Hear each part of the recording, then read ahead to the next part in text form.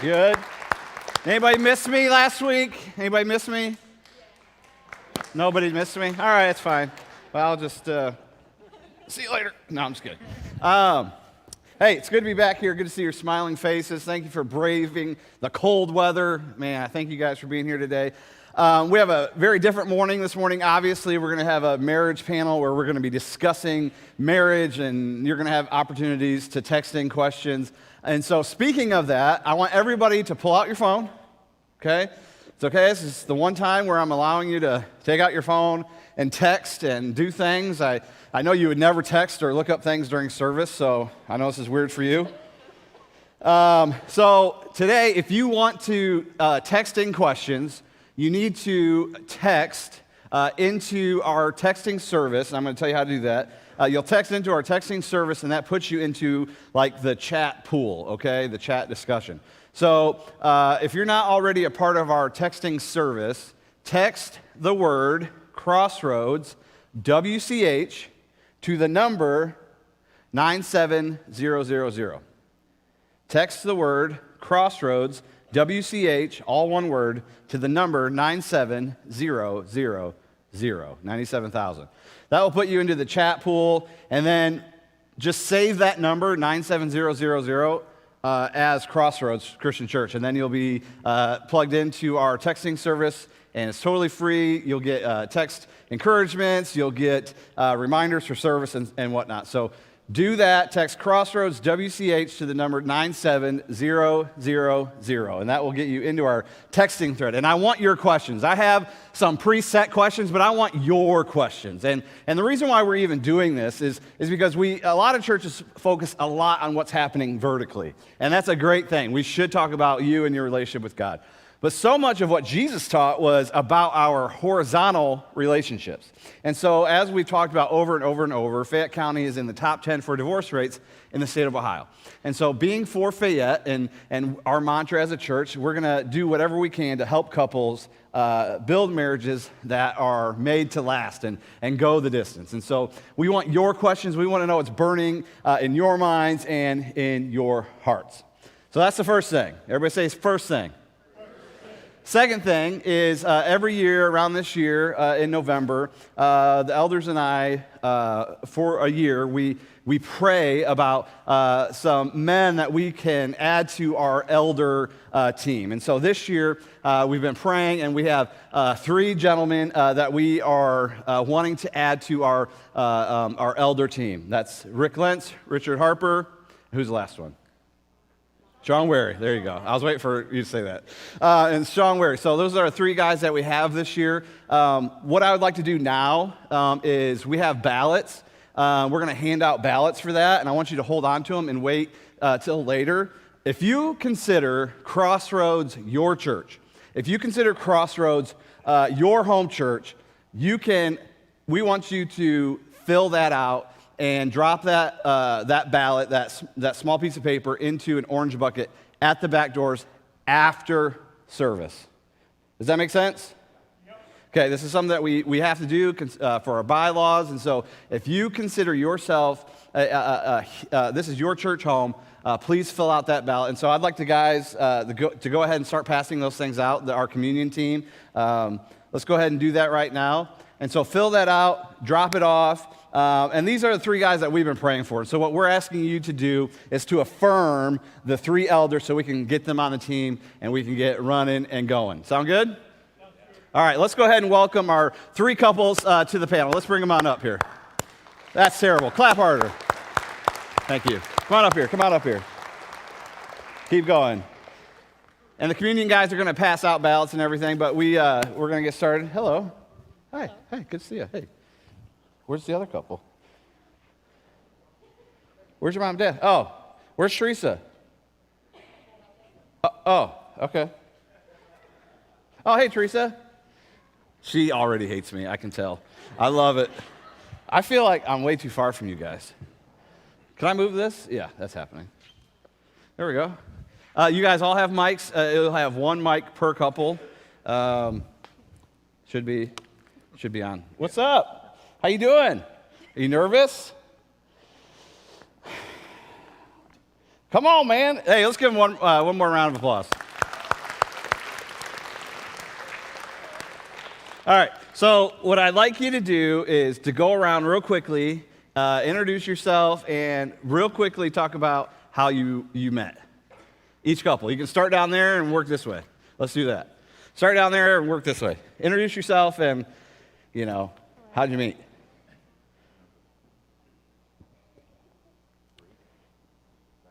Hello. There you go. I'm Kirby Wary. This is Sean Wary. We met at work during a meeting. We were just talking about this last night. During a meeting? Well, yeah, we were both, but he was engaged to somebody else. What? Starting off hot. All right. That's not when we got together at all. I know, I'm just saying. It's just, Yeah, wow. So Go ahead. He was everything that I wasn't looking for. He was everything you weren't looking for. Exactly. What does that mean? He was completely opposite of anything I wanted in a guy. Gotcha. Even, but it was the absolute best decision of my life. Yeah, And we've absolutely. been together 17 years, married almost 15. Wow. Best decision of my life. Cool. Yeah. Awesome. Thank you, guys.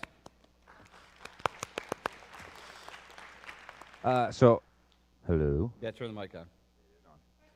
I'm the production person There you here. go. I know how mics work.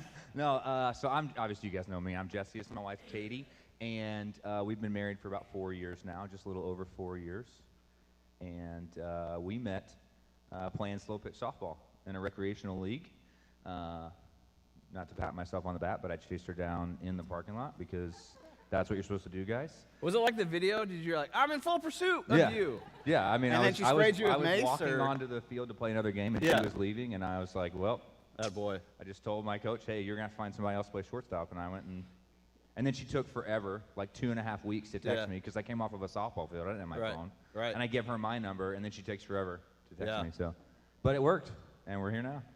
It was complicated. Let that be a lesson to all the single guys in here.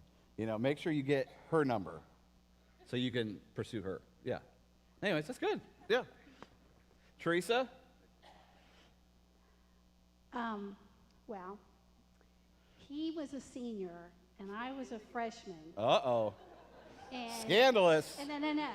And we were in band, marching band, and I went in the instrument room to put my instrument away, and he was in the instrument room kissing his girlfriend, and he said, "Hey, you, get out of here." So Hey! I got out of there. And then 4 I years never later, would have guessed that. How long ago was that? then he graduated. Okay. So then 4 years later, he graduates and goes on. And we went to the same church, and on July 4th, we had our first date. Aw. In August, he asked me to marry him, and in January, we got married. How old were you I at the time? would choke my boys if they had done that. How long did you guys date for? Did you say? July, August, and married in January. Oh my goodness. When you know, you know. We were going to get married April 8th. I thought that sounded like a beautiful day, but I just couldn't wait to marry this Handsome, young fella. attractive, smart. And it'll be 45 years in January. Holy smokes. How long have you guys been married down there? Use the mic. Oh, 15 Thanks. almost. 15 years. Wow. And Jesse and Katie? 4. 4 years. Wow. Okay. So we have a different, obviously we have a different age range and different levels of experience. And so this is really for people if you're single, especially if you're single or if you're not married. Man, I wish I could have sat on and listened to a panel of people with experience when I was growing up, just because I, for one, didn't grow up seeing a healthy family and see what a healthy marriage is like. And so if you're here and you're not married and you're younger, high school, middle school, college, whatever it is, now is the time for you to learn from our mistakes, and so you don't make those mistakes in your own marriage. So if you're ready, start texting in your questions to 97000 after you've signed into or got into the pool. Yes. That wasn't part of the deal when you said What's that? Oh, yeah, I leave some things out. Okay, so first question, just to get us going, is what is something, speaking of the younger folks, what is something that you wish you would have known before you got married? Like, what's something you wish you would have known about marriage, about living with someone else? Like, what is something that you wish you knew before you got married? Anybody can start. There's a specific way to do the dishes. There's a specific way to do the dishes. This is, and I'm dead serious. I'm 100%. This is something that Katie and I, Adam was our officiant for our wedding, and we did premarital with Adam and Kirsten, and we went through a lot. And the thing that I thought probably was the most tedious and unnecessary is in that process, we went through a chore chart, and we broke down responsibilities of who's going to do this and who's going to do that and all that. And I, to be honest, in the middle of it, thought that was just ridiculous. But I'm pretty sure if I asked everyone to raise their hands how many arguments have started with some kind of household chore, like it'd be a lot of them, right? And so for me, one thing is just like learning the discipline that like it doesn't have to be your way and the way things get done. Of like with Katie and I, like I'm the messy one, shocker, and she's the cleanly one. And so like I've had to learn over the course of the last 4 years that like I don't really care how the dishes get done. So why do I have to be argumentative about what's not my way? Like whenever I really step away from it, I don't really care how they get done. How would you like me to do them? And you work that out and you figure it out. And I think that it would have saved us a lot of arguments, at least from my perspective, because I was just being an antagonist. Yeah, that's good. What else? The arguments over food. What do you mean? Every day, what is for dinner? That's, Oh, yeah. I never thought that would be such an issue. Yeah. Especially like before kids, it's like, no offense, Justin and Katie, because it's coming, obviously, before kids, it's like, oh, we can just go wherever we want, I don't know why I'm doing the shoulder thing. Because it's a party before you have kids, you know what I mean? Then you have kids, and it's like, oh, man, we got to do this, so, yeah. Before kids. Yeah, exactly, yeah. Okay, Sean, what about you, man? What do you wish you would have known? That no matter how big the problems seem in the moment, we'll always get through them. It's never as serious as what you think it is. Give yourselves time to cool down. No matter what the problem is. Yeah. Take a moment, walk away if you have to, breathe for a few minutes, come back, talk about what the issues are, and just be honest with each other at all times. Yeah, that's good. Strikeburgers? I don't know. It doesn't matter. You got to use the mic. Don't forget the mic. What's something you wish you would have known before you got married? Probably don't be afraid to admit that you're wrong. Yeah. And don't be afraid to say you're sorry. Right. Live life in the moment and soak everything in and enjoy it. Yeah, that's good. What about like this is a little off script there, but what have been your keys of, and this is something I think Kirsten and I have been working on, is how do you guys fight fair? And what does fighting fair look like? Because I can dominate a conversation, I can dominate an argument, and I'm a little bit more aggressive than my wife is. And so I can kind of like get it to be where I want it to be and just like over. How have you guys established rules, or what are your rules for fighting fair? I guess that's a personal question, but I can answer. go ahead. So one thing we noticed when we first got married was like most of our arguments were around the same kind of thing. And it's funny because a lot of times it was always about one of us wanting to outserve the other. And so we kind of had to have conversations too about like not keeping score, and it's not a competition. We're here, like we recognize that we both wanted to serve each other. And so allowing your spouse to serve you can be really hard, like when you're the one that wants to like do everything or be in control or try to just be the one taking care of everything. So we recognized like a kind of a theme with what we would always argue about. And we kind of recognized too that we can't, just not keeping score.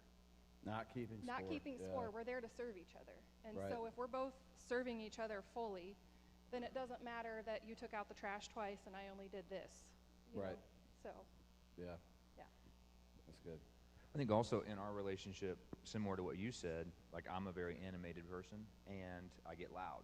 It's not in a tactic or anything, but I'm a loud person and I get excited about things. And so something that I had to learn with Katie, that I learned, differently from my family is my mom and I are the same person. And so when we get in conversation, we're debating. We could be on the same side of something and we're debating each other because we just want to know, what do you think? What do we really think about this? And I would do that with Katie, but she would always like clam up and turn into a shell, and I couldn't really understand what was happening. And it turned out that like my tone was feeling aggressive to her, even though I was just trying to figure out the problem. Let's talk about it. Let's bounce ideas. Let's do this together.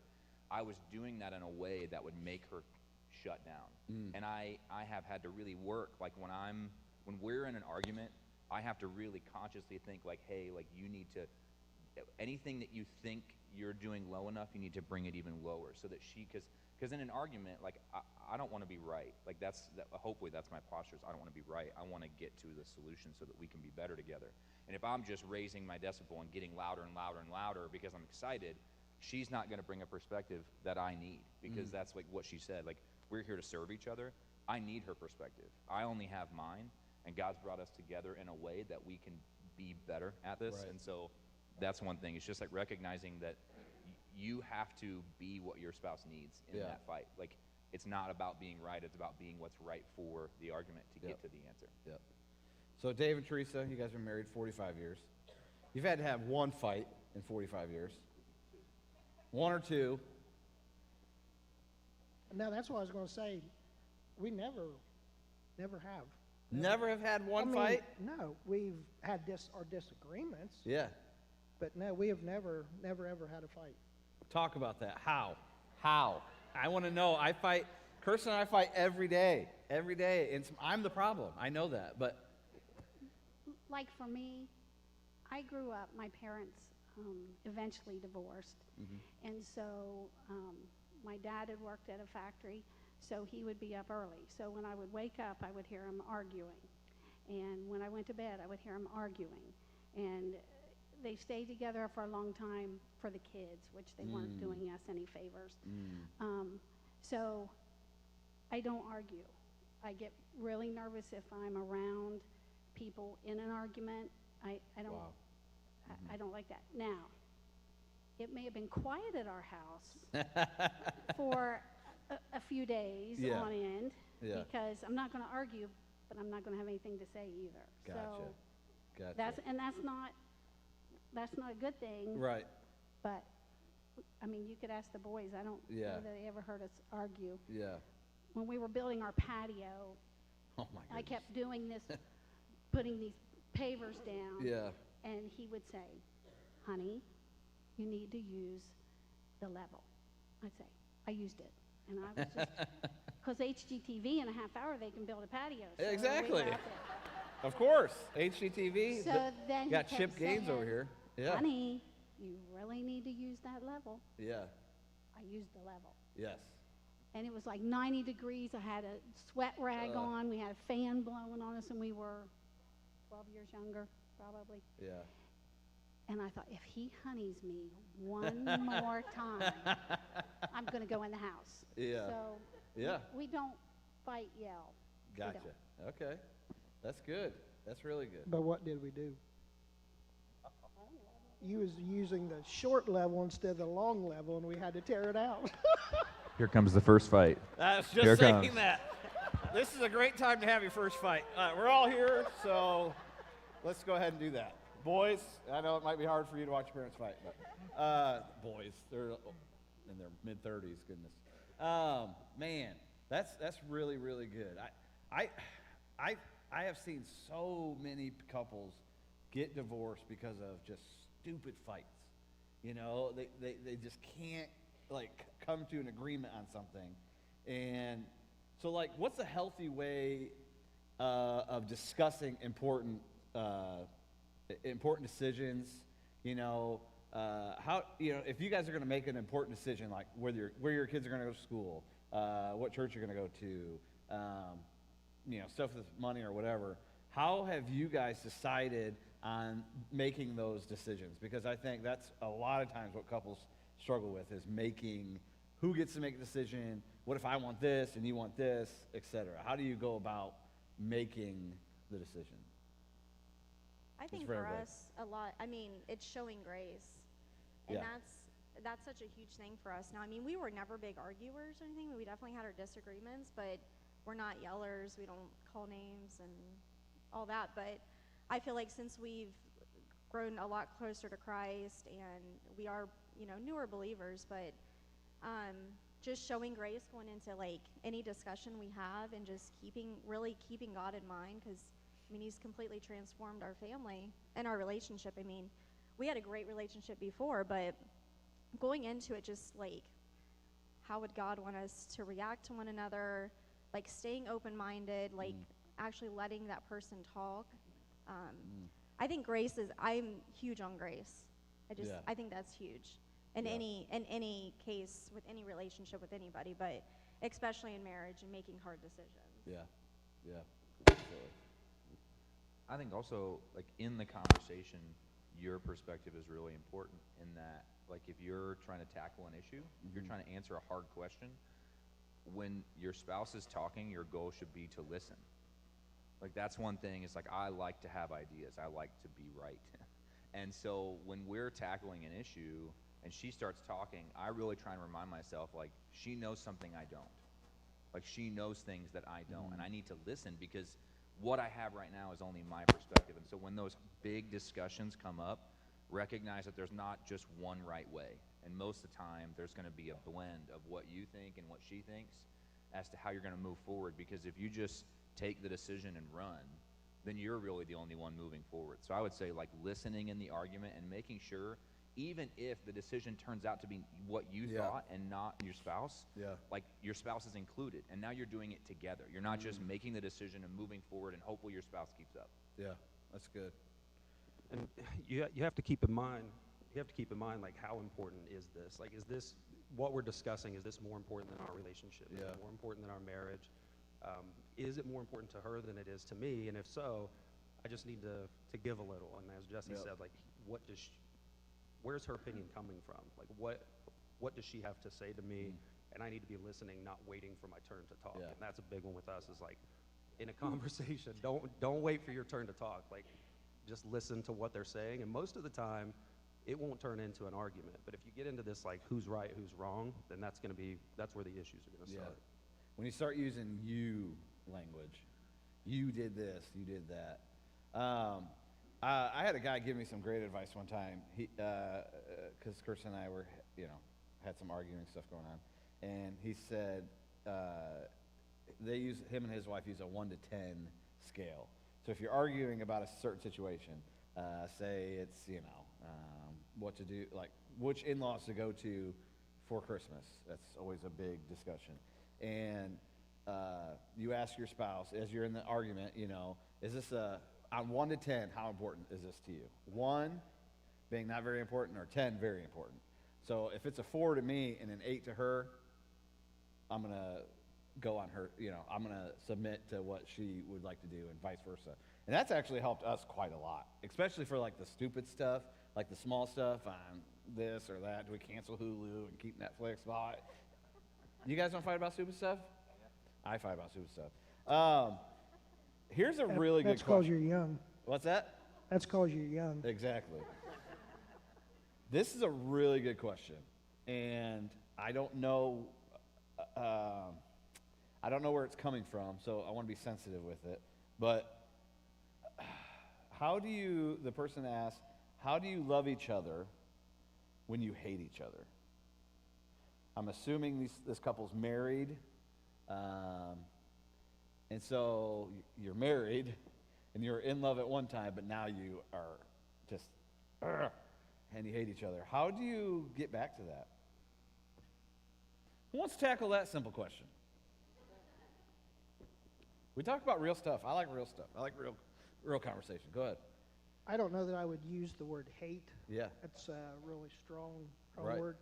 I mean, sure, you have seasons in your life where you maybe not fall out of love, but you don't maybe love them as much as you did at one time, and Yeah. you just have to stay close and work through it and pray. And keep going. Yeah. That's good. Katie, you were going to say something. I can tell. I can share. Yeah. Maybe not a lot of you know this, but before I met Jesse, I had been married before. Had married my high school sweetheart, and we were together 13 years before I met Jesse. And I wouldn't say that I hated him, but he was not very lovable. And the truth is, though, that I didn't want to be divorced. And so I really started pursuing the Lord and what he wanted for my life. And had I been doing that before I got married, I would have never married that person. But once I was in it, I know how much God hated divorce, and I just was praying that God would restore my marriage. And this was to someone who was very unlovable, unfaithful, and manipulative, abusive, and I just kept praying for God to give me eyes to see him the way that God sees him.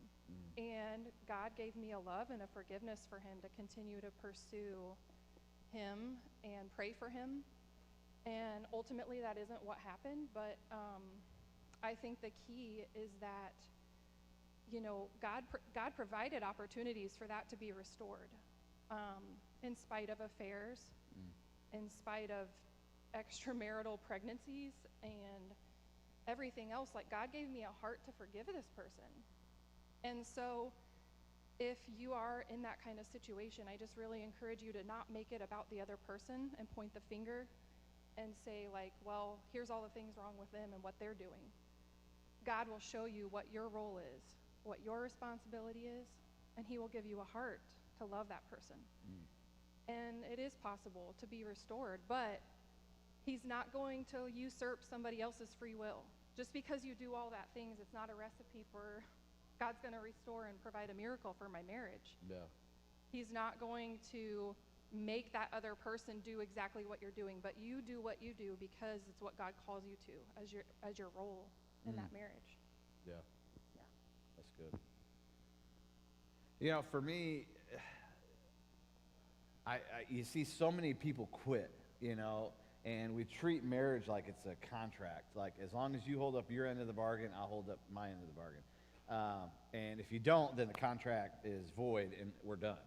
But if you really look at what marriage is, it's a covenant.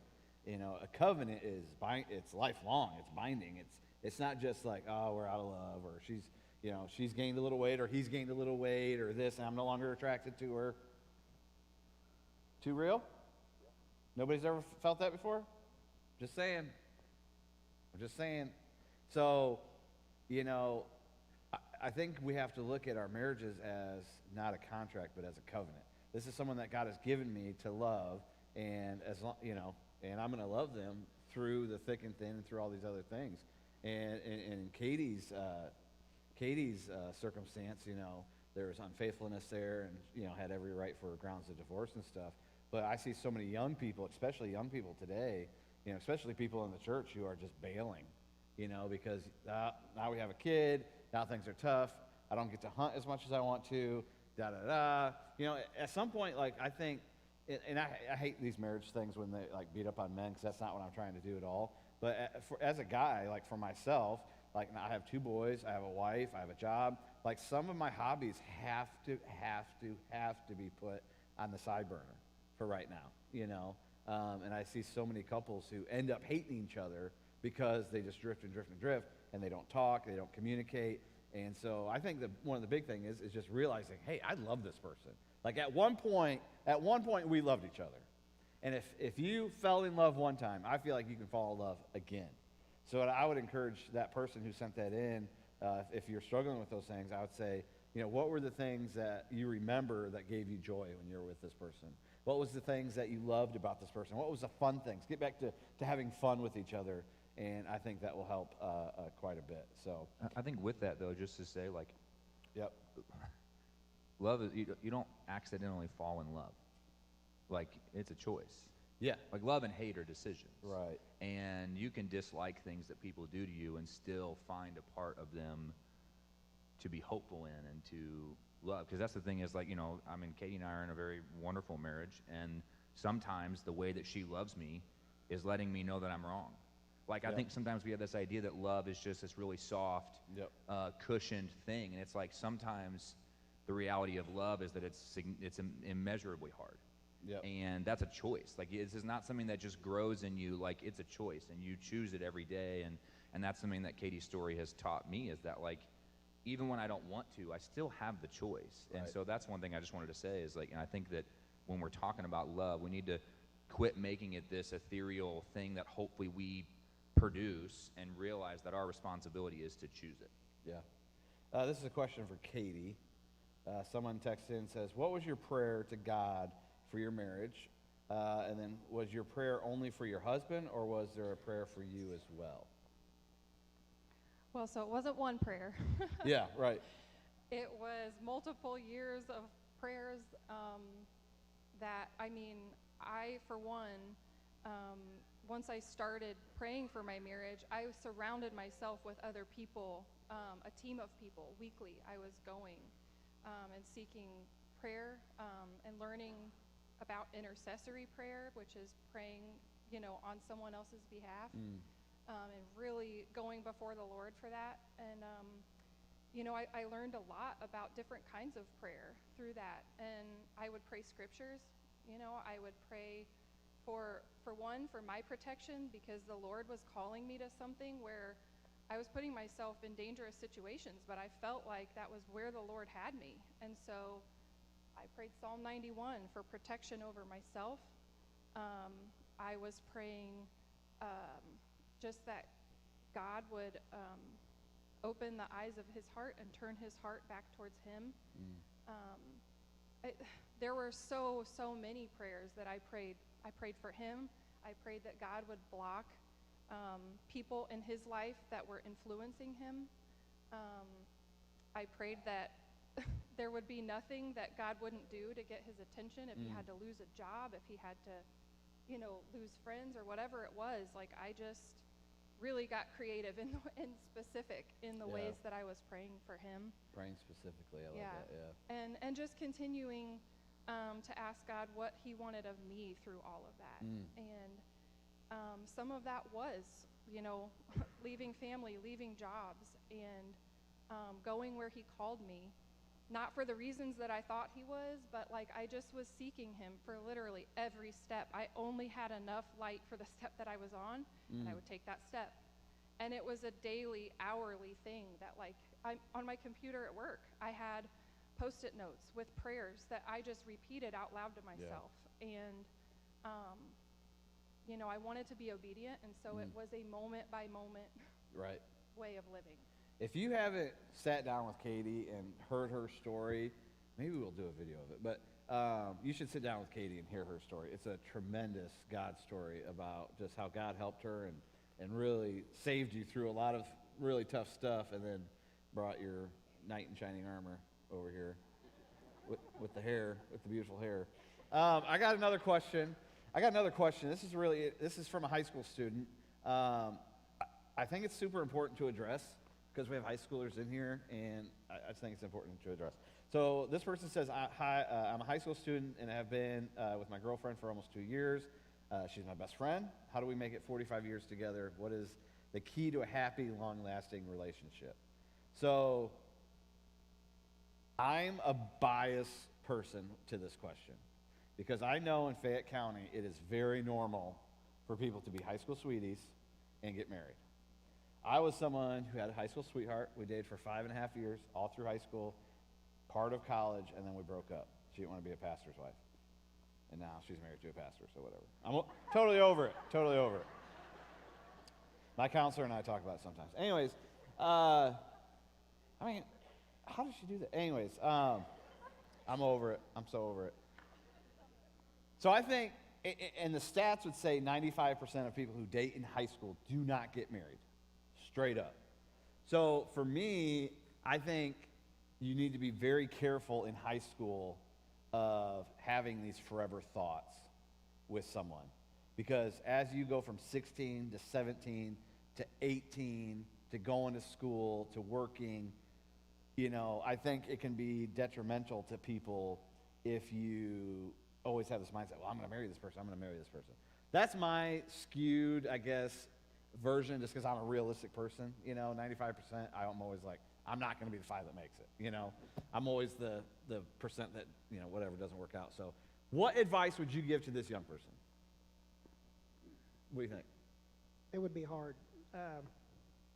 I was engaged to someone else, not the girl that I was kissing in the band room. There's another one? There's another woman? Yeah. I'm just kidding. And Teresa, Not right now. And Teresa was also engaged before, and it just Ooh. wasn't meant to be. It wasn't God's plan. Yeah, yeah. And I do not know very many people that are married that were high school sweethearts. Yeah. It is tough because, like you said, as you get older, You change, things change, circumstances yeah, change. it would really be hard, but more power to you if Yeah. you can do that. Right.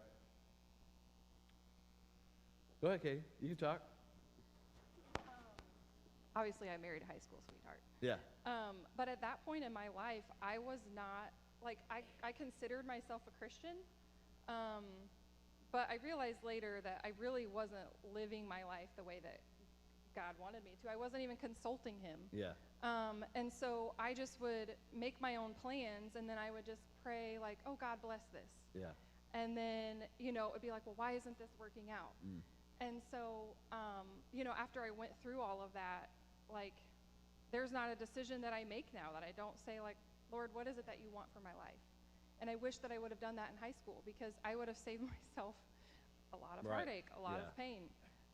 And so that would just be my encouragement to young people, high schoolers, if you're in college, is Yeah. just continue to seek the Lord and what he wants for Yeah. your life. Yeah. After I was divorced, I mean, man, I was like, Lord, is marriage even what you want for my future anymore? I was willing to be single the rest of I just wanted Yeah. what he wanted for me. Yeah. And so that's what I would encourage too is, and also it's hard when you're in high school because you're in situations and you're pressured to do things, and so you get Yeah. attached, your emotions, your hormones, everything is still developing. And so you get attached to people in unhealthy ways, and so it makes it even harder to separate from that. Yeah. Because of all of the emotional and hormonal things that are going on in attachments, and if you're putting yourself in situations where you're not living in a godly way with this Yeah. person and you don't have a relationship that honors him, it makes it even harder to cut ties. Quick question. No, go ahead. Go ahead. I want to add, even if you are high school sweethearts and you break up, it does not mean that you will not get back together, because Yeah. one of our sons, him and his wife now, they dated through high school Right. and into college, and then they broke up for what? A year? No, not quite 6 a year. months? But they realized, they saw the other side, and they realized that Yeah. that was what they Right. wanted. Right. And luckily, they did get back together. Yeah. Yeah. So just because you separate, break up, Doesn't doesn't mean- mean you won't stay apart Right. if it's God's will. Right. Man, there's a bunch of good questions in here. These guys, I wish we could answer all of these. Can I say something to high schoolers just real quick? Sure. One thing I would say is that understand that playing house, playing marriage now will cause detriment in your marriage later.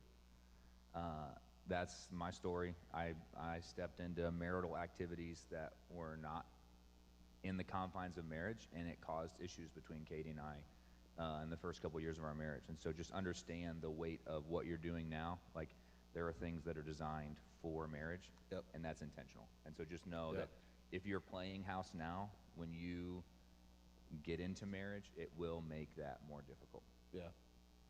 We had a person text in towards a high school student, and I thought it was good advice. They said, for the high school student, my husband and I started dating freshman year and have been together for 18 years. Growing up together literally has its advantages. We became best friends overnight, and we stayed that way. You have to have communication and have to understand that you're both going to change as you grow up. You just have to be willing to continue to grow together and love them the same. It's a choice, but when you know, even when it's in high school. If you know, then nurture and grow your relationship. And I think that's good advice too. Here's another good one. We're going to talk about money. Everybody freak out for a second and go, church, money. How do you tithe? And do you tithe together, separately? Let's start with that, with finances. Let's talk about, how do you tithe? Do you tithe together? How do you go about that process of deciding, what to give?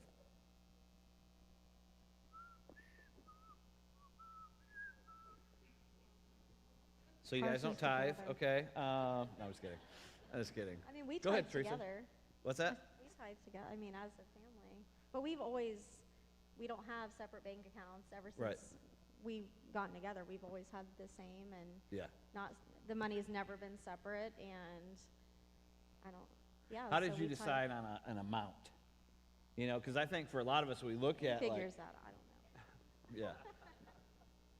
yeah, It's situational for us. I mean, Yeah. when we have unexpected blessings, we're typically more generous. You know, Yeah. things that we weren't counting on. I kind of look at it as this wasn't ours anyway. This was a gift that was given to us from God, and I can't think of a better way to use it. You know, if financially we're in a situation where we can do that, then why not give it to the church or an organization that can use that to benefit people, better than a night out to dinner for us, Right. whatever Yeah. the situation might be. right. Jesse, Katie? Well, before I met Jesse, I always tithe, and I think he tithed before we met. And then when we got married, we went through the Dave Ramsey program, Financial Peace University. And so we set up our budget, and it's the first, it's the first line item on our budget, and we just set up a percentage of what we make, and that's what we tithe we pay bills every 2 weeks, and so every 2 weeks our tithe comes out of that flat percentage. And kind of the same if we get extra, if we get a bonus or we get gifts or whatever, like we tithe out of that too, the same percentage of what we tithe our income. It really wasn't an argument for us of like the percentage or anything like that, but we're faithful to that. And so just having the budget and having the discussion, like, it just, Yeah. yeah, Yeah. helps you on safety. That's good. I think that discussion's important. Like, we have regular discussion about that.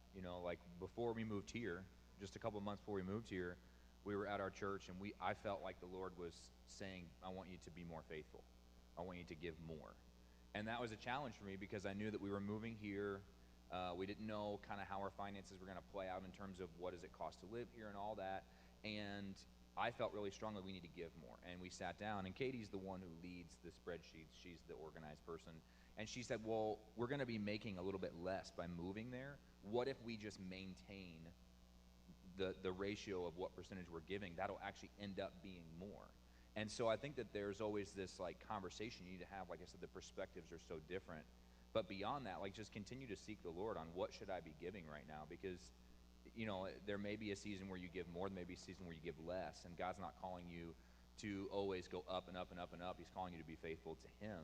And so with us, I think the one thing that we just really like want is just what do you want us? Like Sean said it really well. Like, it's not our money.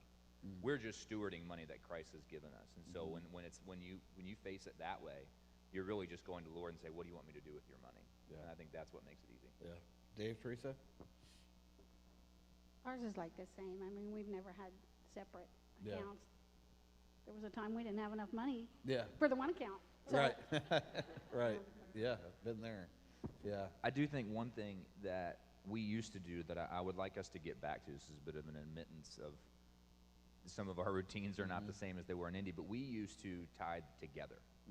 Like, even though we did online, we didn't set up reoccurring withdrawals. We would go in, and together we would set it up, we would pray, and then we would hit submit. And I think that that's important. At least for me, it's important because I want us to be unified in that decision every single time. Like, this is something that we strongly believe God has called us to.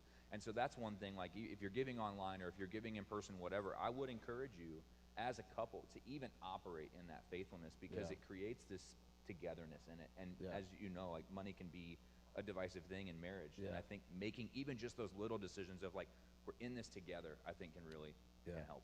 Yeah, absolutely. Yeah, Kirsten and I, money's always been a tough thing for me. Giving's been a tough thing for me, just because, growing up, we didn't always have a lot of money. And, I was the type of person when I was young, if you gave me $5, I'd have that $5 for like 10 years, and so for me, it was really hard, to give to a church. And I remember specifically when Kirsten and I decided we were a percentage givers as we were coming up in our marriage. And I remember when we decided to start giving 10%, like that's what we felt like God told us to give. And I was so like, just how are we going to do this? This is a lot, blah, blah, blah. It felt like a lot. And, I can't tell you, and you don't tithe to get stuff from God, but I can't tell you how many blessings came our way simply just because we started being faithful. And it's it's so crazy. We started giving 10%, and then like this job pops up out of nowhere, and God's blessings are unrolling. And I just think God really blesses that. It's a saying that I've heard since I was young, but if God has your wallet, he knows he has your heart. I don't know. It's just something that's always been in my head. I think it blesses your marriage. So I want to ask one or two more questions. If you're a younger person in the room, you're going to have to just be, look at Marley getting so nervous. That's your mom and dad right there. She's ready to run. Yeah. So younger ones, you should be in class anyways if you're in here. Anyways, and you don't have to answer this if you don't want to answer it, but it's not as bad as what you're thinking. You never know. How do you make time for intimacy when you have... Yes!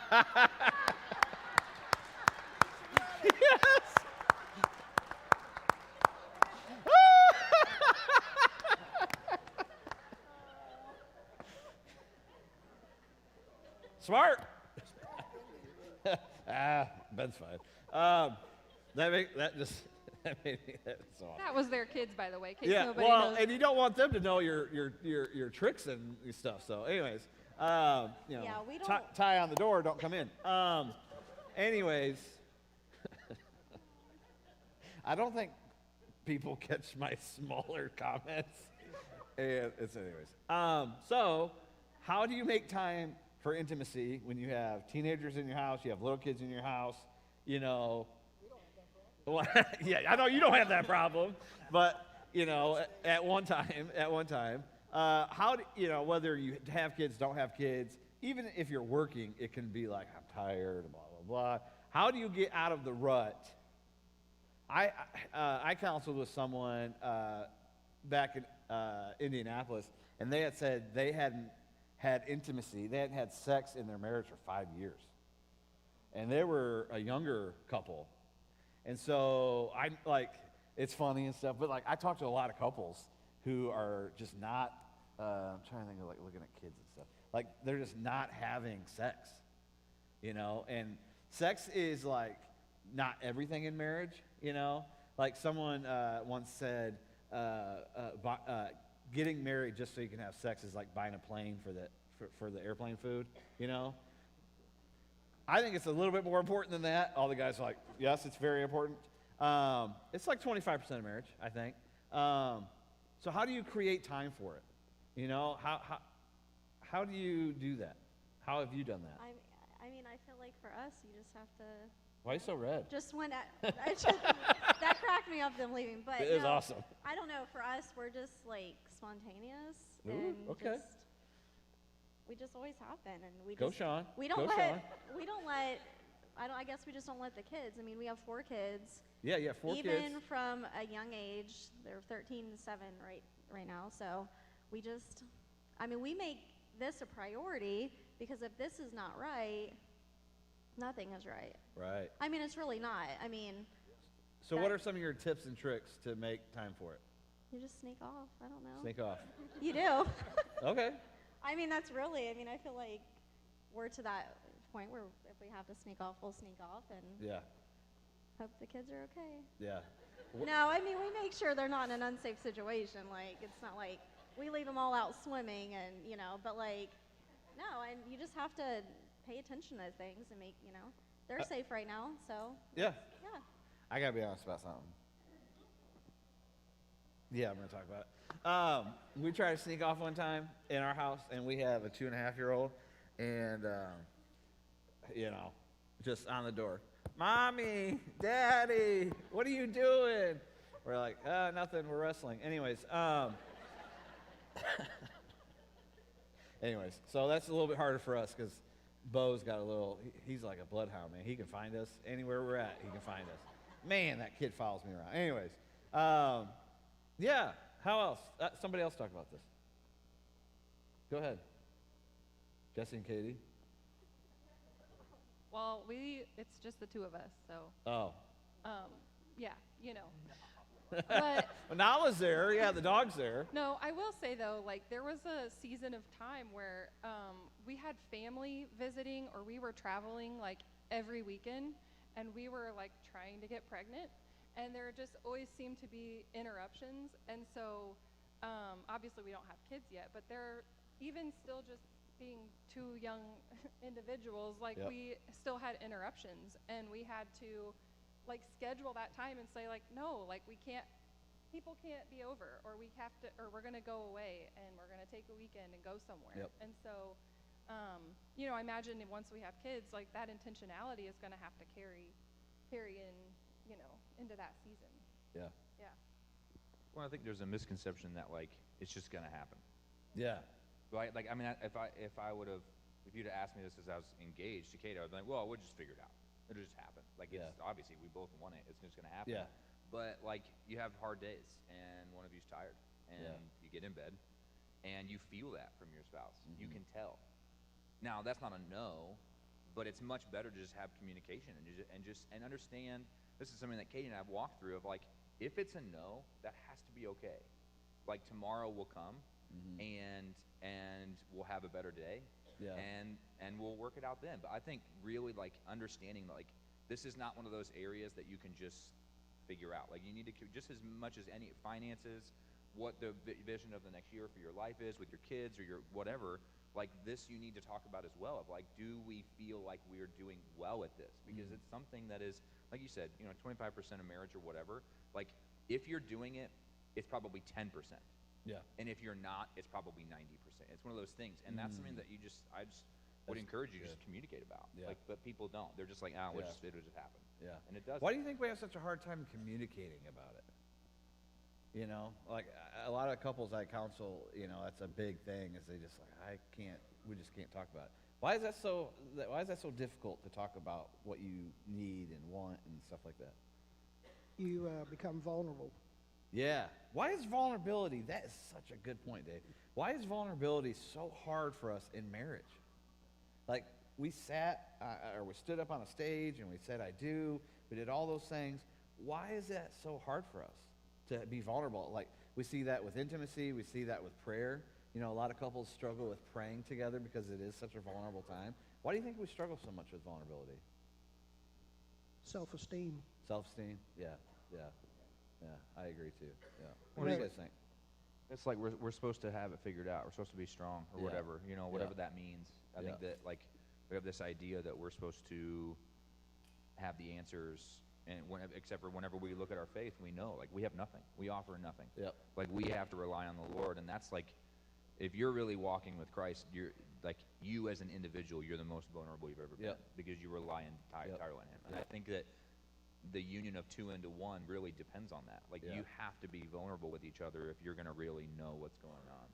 Right. And I think it's scary, but when you do, I think it's the best thing you could do. Yep. But I think one thing, and this is just a little bit of my past, but I think one thing that blocks the conversation is shame. Yeah. Like just being someone that has been in and out of porn addiction and in relationships that were sexually active that shouldn't have been. Like there were intimacy issues with Katie and I's marriage in the beginning because I had issues I had not dealt with. I had connections to people that I should not have had. I had a relationship with a TV screen that was completely unhealthy. Right. And so I think that like you have to understand that like if you're taking the context of what this is supposed to be and you're warping it, like it will feel uncomfortable to have the natural Yeah. conversation. Something to that too, everybody brings a past.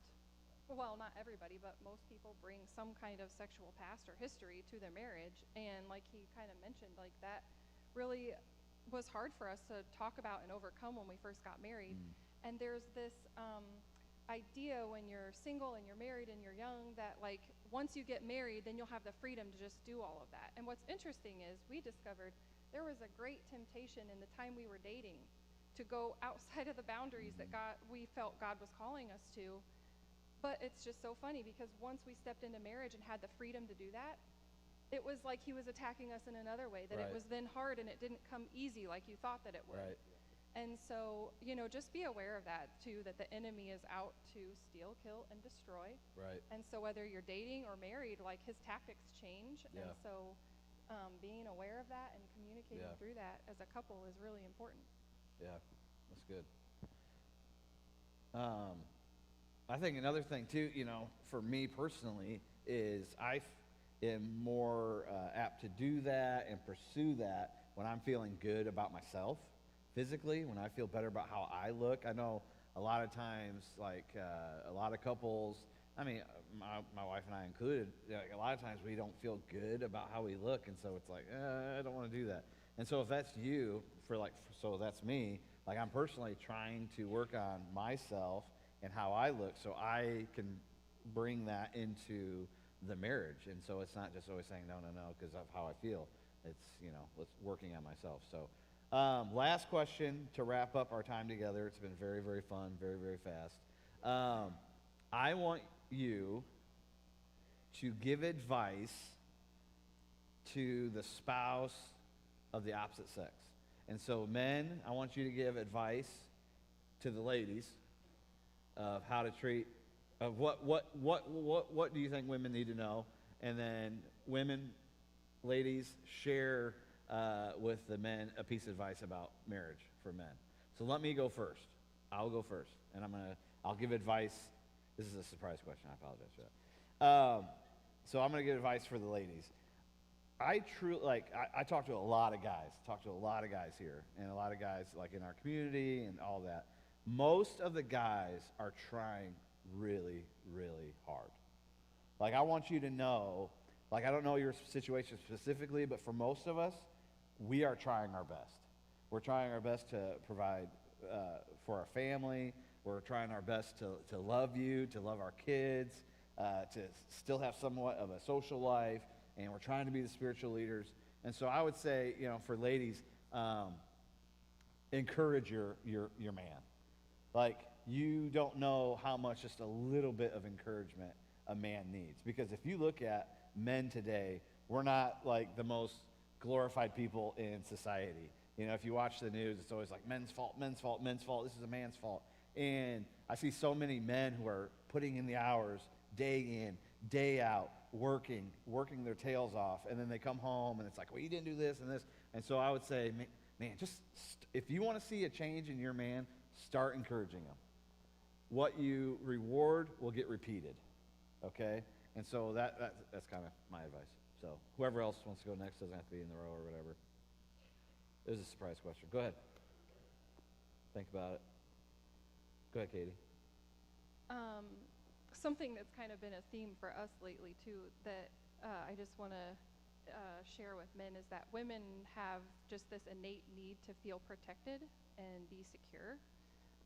And so I think a lot of times, like when we worry or we're fearful about things, or we get up in arms about something, a lot of it is because we need to feel secure, and we look to you for that. And so just assuring your spouse or your loved one that even if there's nothing you can physically do in that situation other than to be there and acknowledge that your wife needs to feel secure, your spouse needs to feel secure. And that can look like, if you guys have an argument and you storm off in different directions, being the one to come back and just letting your wife know, like, hey, I'm here. There's just something that it does to a woman's heart to know that her man is like by her side, and he's always coming back, and he's recognizes that That's good. need to feel secure. Yeah, that's good. Thanks. My advice is I get very frazzled and anxious, like overstimulated just with everything moving in the house, kids, music on, dogs. And I am also a person that doesn't like to ask for help doing stuff around the house, but there's times I definitely need it. So like a lot lately, he's like, he'll take my shoulders and look me in the eyes and be like, go. Just stop. I'm like, I can't just stop.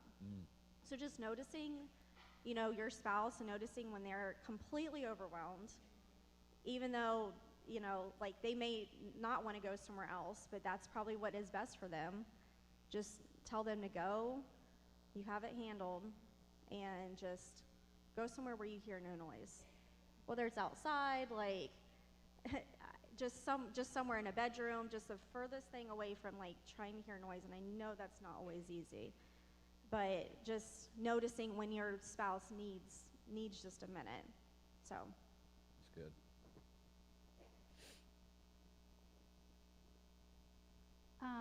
This is kind of like if you plant the seed and do it now, then when you get to the time that I'm about to talk about, it'll be so very meaningful. And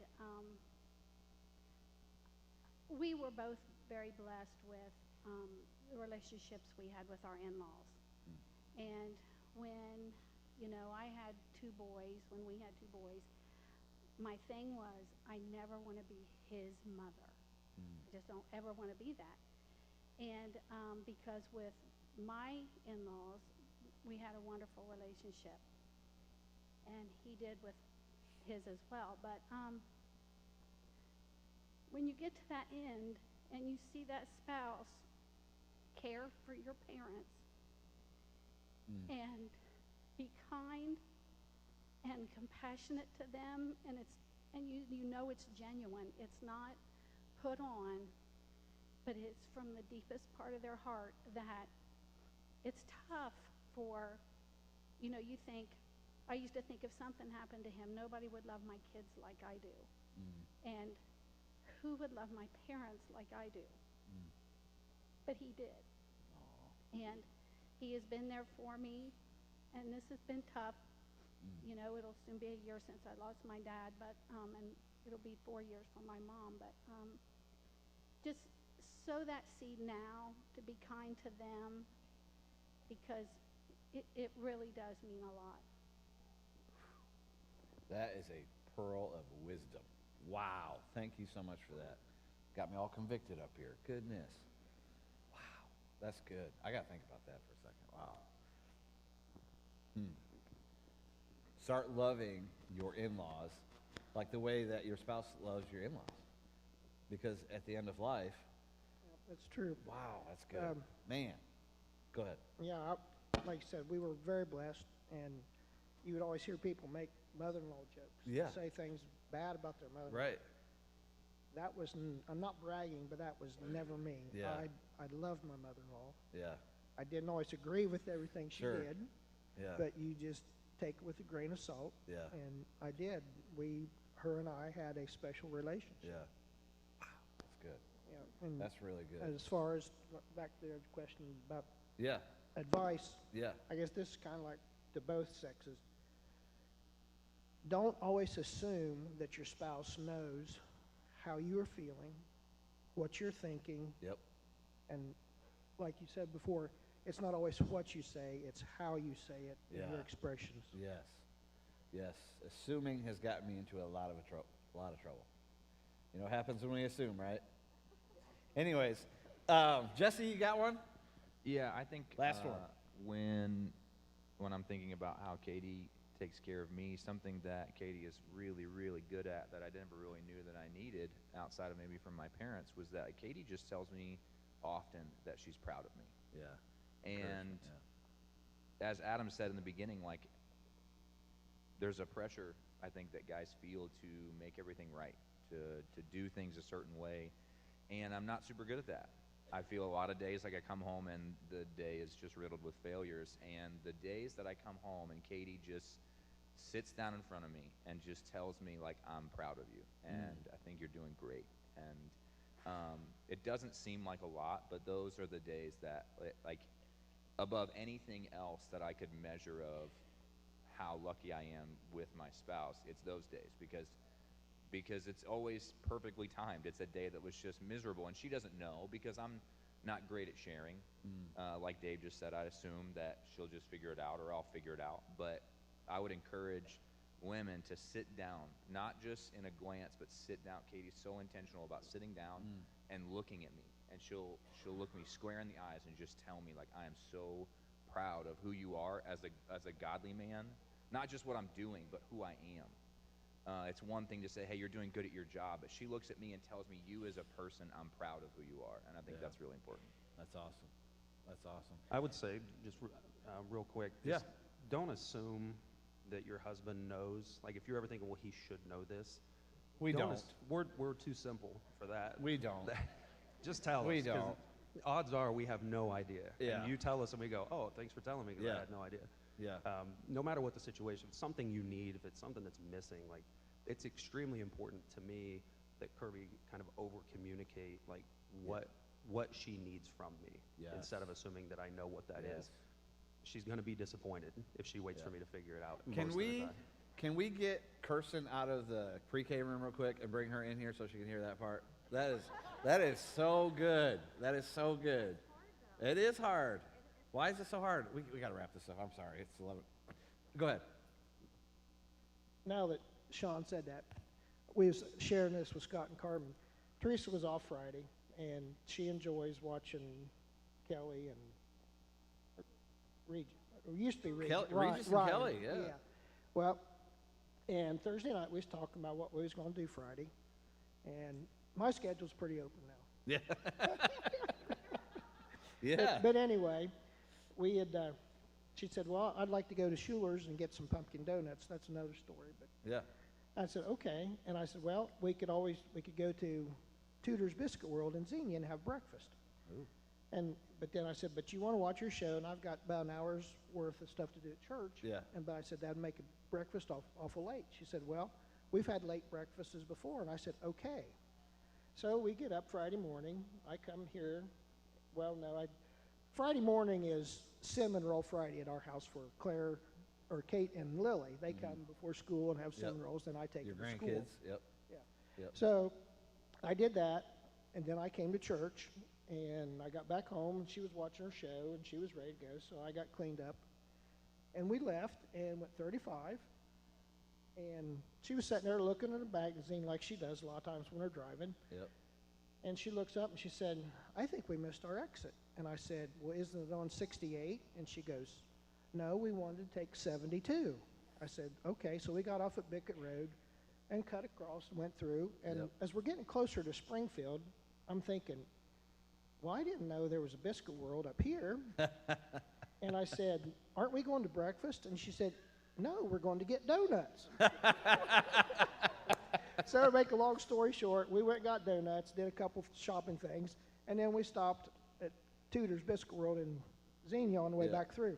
But yeah, just because your plans get changed, Yeah. I mean, it could have caused a little Right, rift, but right. you just have to be Go with the flexible flow. and go with the flow. Go with the flow.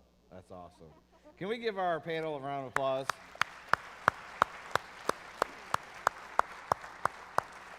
I hope that was beneficial to you all today. I hope it's beneficial to everybody who's watching online.